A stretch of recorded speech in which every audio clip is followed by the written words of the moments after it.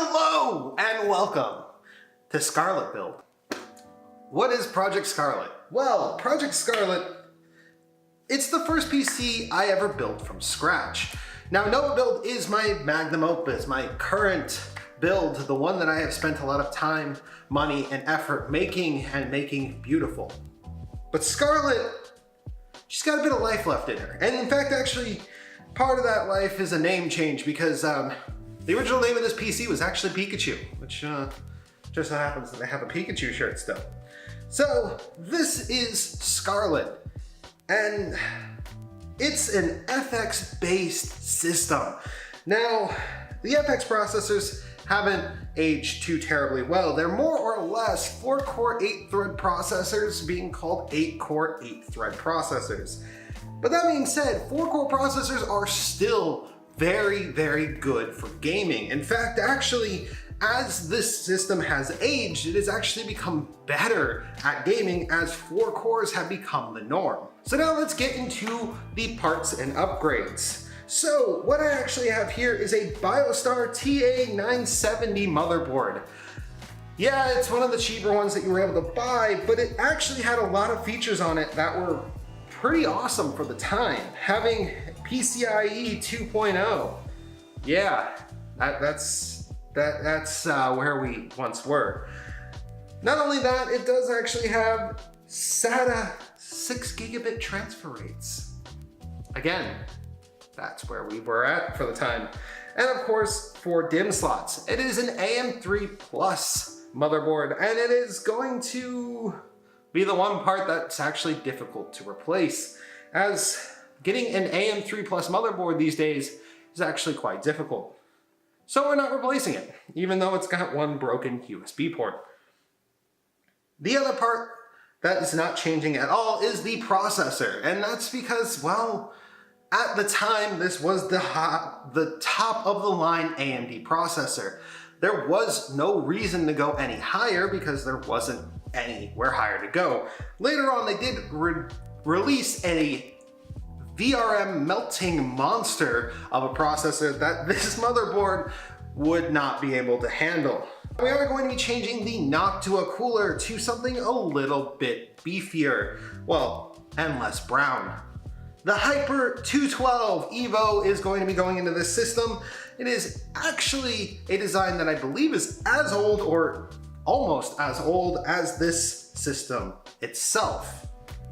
Now, we were going to try to fix up our old R780 series graphics card, but upon looking for replacement parts for it, I found that it was going to be rather hit or miss, and it may not actually look very good after we get the fan replaced.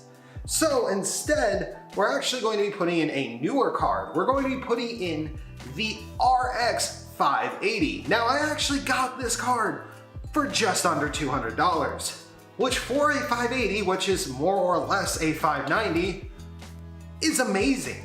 To be completely honest, when I heard the price, I was like, buy, please, please. I actually was in the store, so it wasn't like tapping a phone or anything, but still, RX 580 is going into the system. In fact, this is actually one of the overclocked 8 gigabyte models of it, so we should actually have some pretty decent gaming performance in this system. All right, so for storage in this system, we actually have 2 separate SSDs and 1 traditional hard drive. Now, the traditional hard drive is just a Seagate 1 terabyte drive that actually was in this system originally. It still has quite a bit of life left in it, and it was reasonably fast for gaming storage. For our operating system, we actually have a 250 gigabyte SSD from Kingston. Now, this SSD was pretty cheap, and I haven't actually used Kingston yet, so we'll kind of follow up on that after a little while. We also have a 500 gigabyte 3D NAND SSD from SanDisk. Now, this one is got a bit of an interesting use case. Because of the proximity of this computer in its final setup to the rest of the consoles, I might actually set this up as the Let's Play recording system. Now, that is only one possibility. The other possibility is that this SSD is actually used for heavy load intensive games. Games like Skyrim that have extremely long load times could actually be reduced significantly by using an SSD. This is actually a very similar setup to Nova, and depending on how limited the actual access is to these ports, it may be how everything works out. For our case, I actually have the NZXT H500. Now, this case is easily one of the most popular cases out there, and it is beautiful. Now, that being said, I did go with the red and black edition because the entire theme of this build originally was red and black, thus the name Scarlet. We also have a Cooler Master TX850M for our power supply. Now, this isn't a particularly new power supply, but it was actually the one that was running in this system prior, and 850 watts will be more than enough to power the components that we have. So without further ado, let's actually start building this thing.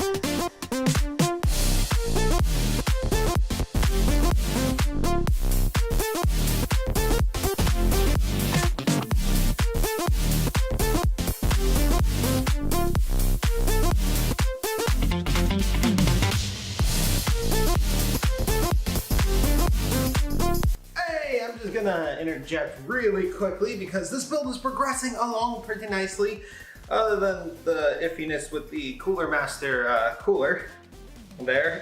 It took a bit of work to actually get this thing mounted. That also being said, it does seem to block my first DIMM slot, so we're going to be stuck to 8 gigabytes of RAM, which should be plenty for the purpose of this computer. So I was kind of like just putting this thing together, and then I realized, like, I got this.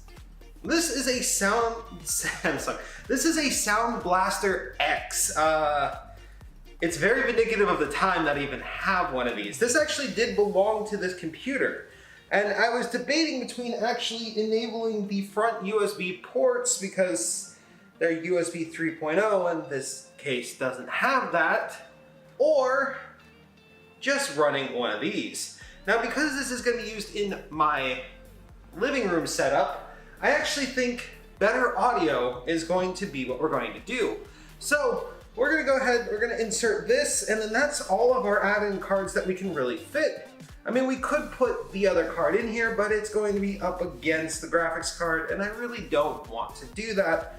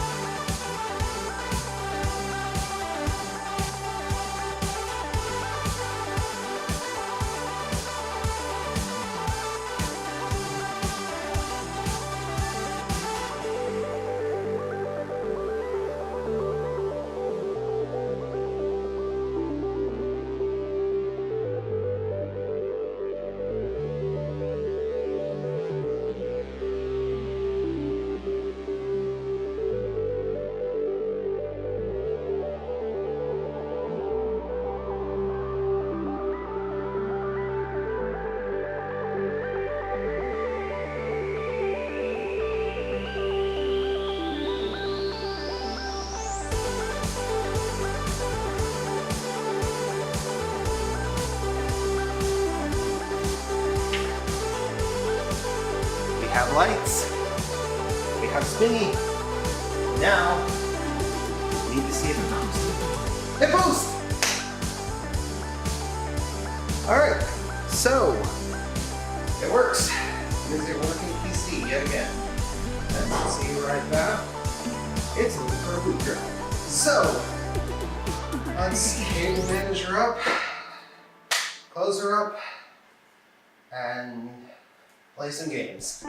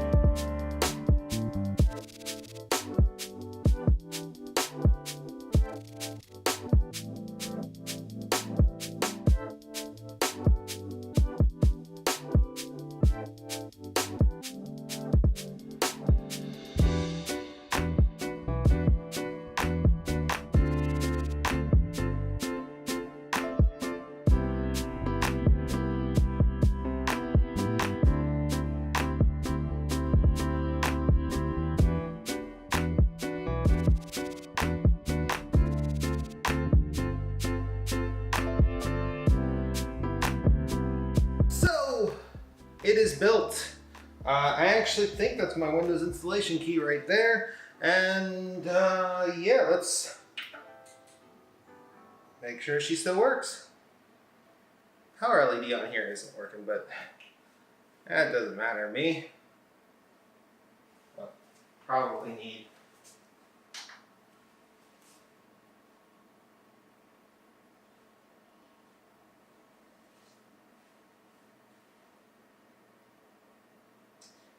Windows installation started. So that was my installation key. Good news is she's running. She's actually not that loud for an all-air system. Definitely audible, but that's probably because everything's running at 100% right now. Granted, I think it looks pretty good.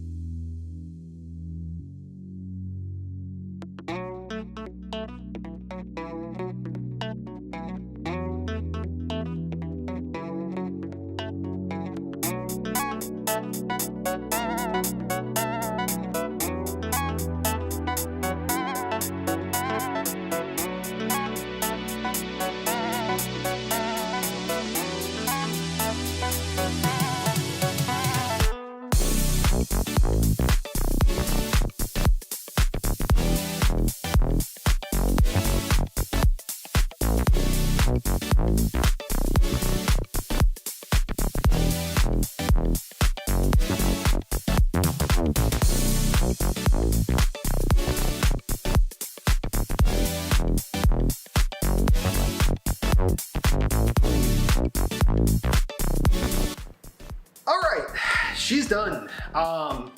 She's done and running. In fact, actually, we're right now doing the 3D Mark Fire Strike stress test to see how hot she's gonna get. This is actually as loud as she is set to go. But we fixed the power button and I got a USB 2 to USB 3.0 adapter port thing. So now these ports on the top are live. They're just USB 2.0, but that's not that big of a deal. So this video's done. I mean, we built a PC and it is awesome. Now, I do kind of want to talk about the performance numbers, but we're going to hold off on that because I actually have a separate video where we're going to talk about the performance of Nova and Scarlet together because they are very interesting to look at. And even crazier is this machine is actually more than capable of 1440p gaming. I will share a couple of the preliminary numbers, but Devil May Cry 5 actually hit 60 frames per second pretty consistently at 1440p. And from what I can tell, it actually is a bit of a beast when it comes to gaming. As you can see, we're actually sitting around the 70 FPS on this kind of meant to heat up your system benchmark, and things are warm in here, but the case's cooling is doing its job and getting all that hot air out without creating too much noise. Another thing that I was actually really surprised about was this motherboard's fan controls. Now, unlike my current motherboard where you can actually adjust every little nuance about your fans, this one actually had an all-in-one one-button click RPM silence mode, which hypothetically the one that I have upstairs has, but what this one did was it actually revved all the fans up to their full speed to figure out their max speed and then calculated it out based off of each individual fan. That is pretty cool, BioStar. I did not know you guys did that. Unfortunately, your products aren't exactly as common in the US anymore, so yeah, there's that. But so essentially, what's important to know is this beautiful computer is doing its job and I am impressed, honestly.